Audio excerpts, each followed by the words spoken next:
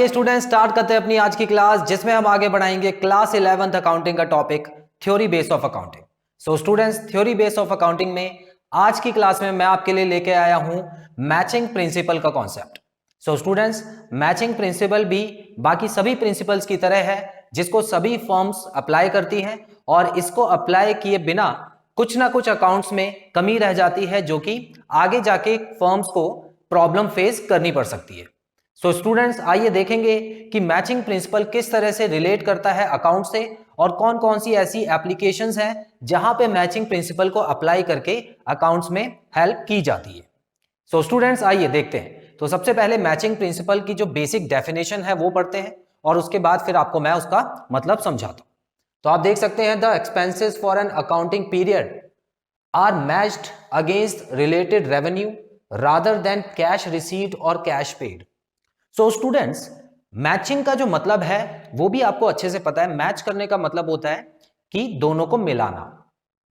अब जैसे कि आपने सुना होगा कि जब शादियां होती हैं तो दूल्हा और दुल्हन, जो लड़का और लड़की है, उसकी कुंडली मैच की जाती है, मतलब उनको मिलाया जाता है, और उनमें देखा जाता है कि किसमें कितना बदलाव है या कितना कितना अंतर है दोनों में। ठीक है, क्या डिफरेंसेस है दोनों में, उनकी क्वालिटीज में, उसके हिसाब से ही फिर शादी की जाती है। ठीक है, तो स्टूडेंट्स, यहां पर भी मैचिंग का मतलब बिल्कुल सेम ही है। यहां पर हम क्या करने वाले हैं, हम लड़का लड़की कुंडली नहीं मिलाएंगे, वो तो चलो पंडितों पे छोड़ दो। हम लोग क्या करने वाले हैं, कंपनी को जो फायदा और कंपनी को जो भी नुकसान हुआ है उसको कैलकुलेट करने के लिए जितना भी इनकम या जितनी भी रेवेन्यू आए और उसको जितने भी एक्सपेंडिचर हुआ, उन दोनों को मैच किया जाता है और उनको माइनस करके प्रॉफिट या लॉस निकालने की कोशिश की जाती है। तो ये जो रूल है ये बेसिकली एक और प्रिंसिपल से अटैच्ड है, जिसके बारे में हम बात करेंगे। सो स्टूडेंट्स, यहां पे जो लाइन लिखी है इसमें एक चीज और इंपॉर्टेंट लिखी हुई है, रादर देन कैश रिसीव्ड और कैश पेड। अब इसका मतलब क्या है स्टूडेंट्स, देखिए होता क्या है कि कभी कभी अगर हम कैश बेसिस पे अकाउंट बना रहे हैं, कैश बेसिस पे अकाउंट बनाने का मतलब है कि जब कैश आया लिख लिया और जब कैश गया हमने वो भी लिख लिया। तो इसका मतलब है कि सिर्फ कैश के हिसाब से हम चल रहे हैं, हम ये नहीं देख रहे हैं कि पेमेंट कब हुई है, पेमेंट टाइम से हुई है या पेमेंट पहले ही हो गई है।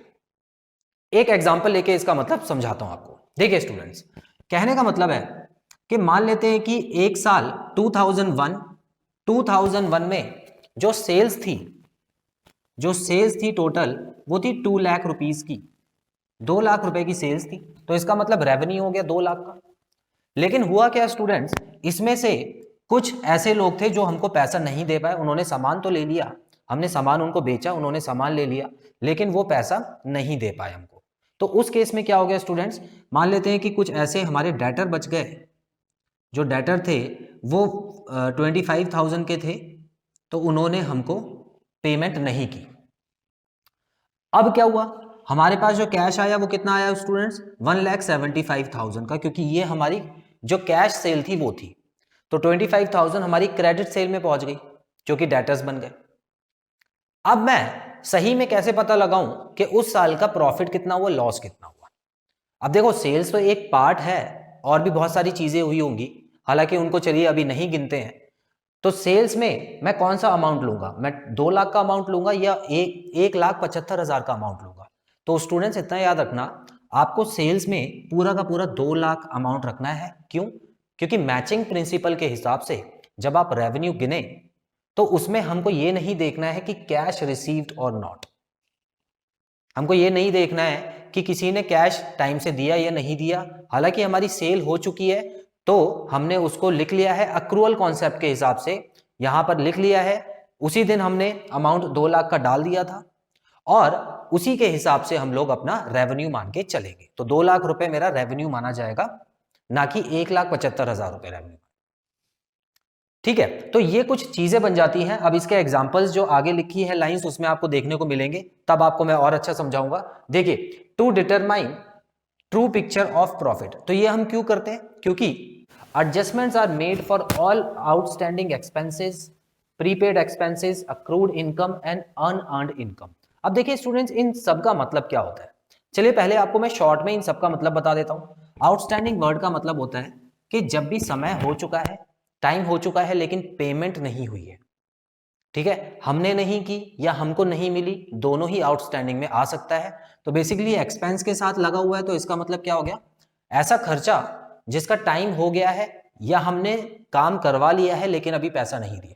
फॉर एग्जाम्पल सैलरी आउटस्टैंडिंग, ठीक है, कुछ लोगों से हमने काम तो करा लिया महीने भर का, लेकिन जब पैसे देने की बारी आई तो हमने बोला कि आपको थोड़े दिन बाद पैसे मिलेंगे, तो इस वजह से उसको बोला जाता है आउटस्टैंडिंग एक्सपेंस। तो स्टूडेंट्स यहां पर ये चीज क्यों लिखी है, अब ध्यान से समझिए। काम तो मैंने करा लिया, तो इसका मतलब ये जो खर्चा है ये तो इसी साल का है ना। अब 2001 में अगर मैंने काम करा लिया है किसी वर्कर से, तो उसको मुझे 2001 में अगर पैसा नहीं भी देना है तो अकाउंट्स में मैं 2001 का ही खर्चा रिकॉर्ड करूंगा। तो इस तरह से उसको रिकॉर्ड करूंगा कि 2001 का ही वो खर्चा है। तो मैच करते टाइम उसको एक्सपेंस साइड में मैं डालूंगा पूरा का पूरा अमाउंट, भले ही उसको कैश दिया हो या नहीं दिया हो। इतना क्लियर? तो इसको यहां पर इग्नोर नहीं किया जाता है, इसको रखा जाता है, ठीक है। तो आउटस्टैंडिंग एक्सपेंस जो होगा वो पूरा का पूरा ऐड कर लिया जाएगा क्योंकि इसी साल का खर्चा है। आगे बढ़ते हैं। Prepaid expense students, prepaid expense में क्या होता है, इसका उल्टा होता है बिल्कुल। ऐसा कोई खर्चा जो मैंने पहले ही दे दिया। कभी कभी क्या होता है कि कंपनी के पास पैसा होता है तो वो एडवांस में पेमेंट करके पहले ही बुकिंग करा लेती है, तो उसको बोलते हैं प्रीपेड एक्सपेंस। अब किसी वर्कर को मैंने 1 महीने की सैलरी एडवांस में ही दे दी क्योंकि मुझे लग रहा था कि उस वर्कर से मुझे ज्यादा काम कराना पड़ सकता है, तो मैंने एडवांस में ही पहले ही उसको बुक करके रख लिया। तो इसका मतलब स्टूडेंट्स क्या हुआ, क्या ये उसी साल का खर्चा है? मान लेते हैं कि 2001 चल रहा था और मैंने उसको 2002 के, देखिए 2002 के, मान लेते हैं ये वाला जो साल चल रहा है ये दिसंबर में खत्म, ये दिसंबर में खत्म हो चुका है। अब जनवरी आई तो उस वर्कर को मैंने 2002 की जनवरी की भी सैलरी दे दी क्योंकि मैं नहीं चाहता था कि वो इधर उधर जाए या कहीं और काम ढूंढे। मैंने कहा कि आप यही काम करोगे, आप 1 महीने की सैलरी और करो। तो इस केस में क्या हो गया स्टूडेंट्स, ये जो खर्चा है मेरा ये अगले साल से कनेक्ट हो गया। क्यों? क्योंकि एडवांस खर्चा है ना, ये तो अगले साल जब काम करेगा तब वो खर्चा पूरा होगा। तो ऐसे एक्सपेंस को इसमें एडजस्ट किया जाता है, कहने का मतलब है माइनस किया जाता है। अब कैश के हिसाब से चलता तो मैं क्या करता, जितना पैसा उसको मैंने दे दिया भले ही अगले साल का पैसा भी हो तब भी मैं उसको माइनस कर देता, है ना, अगर कैश के हिसाब से चलता। लेकिन कैश के हिसाब से ना चल के मुझे इन सारी चीजों के हिसाब से चलना है, एडजस्टमेंट मुझे ठीक बिठानी है ताकि मुझे उस साल का, सिर्फ उस साल का खर्चा पता लगे और मैं उस साल का ही प्रॉफिट निकाल सकूं। आगे बढ़ते हैं। Accrued income, accrued income students होती है कि ऐसी इनकम जिसका टाइम हो गया है लेकिन अभी मुझे नहीं मिली। इनकम लिखा है ना, इनकम मतलब फायदा होता है। तो अभी टाइम हो गया है लेकिन मुझे नहीं मिली है किसी वजह से, तो उसको अक्रूड इनकम बोलते हैं। तो मैं इसको इनकम कौन से साल में मानूंगा, जिस साल में मैंने काम किया होगा उसी साल। उसको मैं तब नहीं लिखूंगा जब वो अक्रूड उसकी पेमेंट आएगी मेरे पास, नहीं नहीं बिल्कुल नहीं, क्योंकि कैश रिसीव्ड को इग्नोर करना है। इतना क्लियर है? तो कैश रिसीव्ड और कैश पेड अगर छूट भी जाए तो उसको छोड़ दो, लेकिन जो इनकम है या एक्सपेंस है वो जिस साल का है उसी साल में आपको लिखना है। आगे बढ़ेंगे।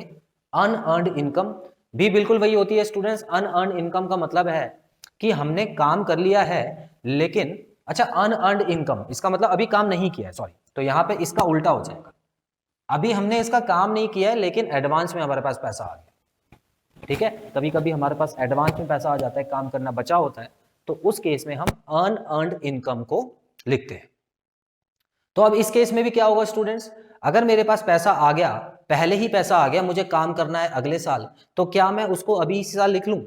बिल्कुल नहीं लिख सकता, वो तो गलत हो जाएगा। इस साल का, इस साल की इनकम नहीं है वो तो अगले साल जब मैं काम करूंगा तो उस साल की इनकम होगी, तो इसको भी एडजस्ट करना होगा। तो इन सबको एडजस्ट करने के बाद स्टूडेंट्स आती है निकल के एक ट्रू पिक्चर हमारे प्रॉफिट की, जो उस साल का प्रॉफिट होता है। तो मैचिंग प्रिंसिपल यही हमको समझाता है कि कभी भी आपको कैश के हिसाब से चलने की जरूरत नहीं है, आपको जो भी चलना है अपने इनकम और एक्सपेंडिचर के हिसाब से चलो और उनको मैच करके मेरे प्रिंसिपल को पूरा करो। आगे बढ़ते हैं। Based on accounting period principle. अब देखिए स्टूडेंट्स, यहाँ पे अकाउंटिंग पीरियड प्रिंसिपल भी आ गया है। तो मैंने आपको बताया हुआ है कि पीरियड प्रिंसिपल में क्या पढ़ा था हमने, कि पूरे अकाउंटिंग पूरी लाइफ टाइम को, एक कंपनी की जो लाइफ टाइम है उसको छोटे छोटे हिस्सों में बांट दिया जाता है और उसमें अकाउंट्स बनाए जाते हैं। अब वो 1 साल भी हो सकता है, 6 महीना भी हो सकता है, 1 क्वार्टर भी हो सकता है, मतलब 3 महीना, तो कितने में भी आप वो अकाउंट्स बना सकते हो। लेकिन अकाउंट्स बनाना जरूरी है, और अकाउंट्स बनाते बनाते क्या करोगे, साथ में आप मैचिंग प्रिंसिपल भी फॉलो करोगे। तो इसीलिए अगर ये अकाउंटिंग पीरियड प्रिंसिपल नहीं होता तो मैचिंग प्रिंसिपल भी नहीं होता, क्योंकि जब आप अकाउंट्स बनाते ही नहीं तो मैच करने की आपको जरूरत थी ही नहीं। इतना क्लियर स्टूडेंट्स? तो यहां पे इतना याद रखना, कभी कभी बच्चे कंफ्यूज कर जाते हैं, बच्चे ये सोचते हैं कि 1 साल के प्रॉफिट को दूसरे साल के प्रॉफिट से मैच करना है। हालांकि वो भी गलत नहीं है, वो भी सही है, लेकिन अगर आप मैचिंग प्रिंसिपल का क्वेश्चन अटेम्प्ट करोगे तो इतना याद रखना, आपको उसमें एक्सपेंस को अपने रेवेन्यू से मैच करना होता है। जितना पैसा आया आपके पास और जितना गया, उन दोनों को मैच करना होता है, ताकि जो प्रॉफिट है, असली प्रॉफिट निकल के आ सके। आगे देखते हैं स्टूडेंट्स, देखिए यहाँ पे एप्लीकेशंस लिखी है, तो इस रूल को, मैचिंग प्रिंसिपल को कहाँ पे अप्लाई किया जाता है, तो असली में इनकम एंड एक्सपेंडिचर अकाउंट में किया जाता है, और साथ ही साथ प्रॉफिट एंड लॉस अकाउंट में भी किया जाता है। अब ये दोनों ही अकाउंट, देखिए प्रॉफिट एंड लॉस अकाउंट तो आपके कोर्स में है 11th क्लास में, लेकिन इनकम एंड एक्सपेंडिचर अकाउंट जब आप एनपीओ पढ़ेंगे 12th क्लास में, नॉट फॉर प्रॉफिट ऑर्गेनाइजेशन का एक चैप्टर है, तो जब आप वो पढ़ेंगे तो आपको समझ आएगा कि इनकम एंड एक्सपेंडिचर अकाउंट भी बिल्कुल इसी प्रिंसिपल पे चलता है। अब ये दो अकाउंट बनाते समय आपको एक फॉर्मेट भी बना के दिखा देता हूं मैं, ताकि आपको थोड़ा सा कॉन्सेप्ट क्लियर हो।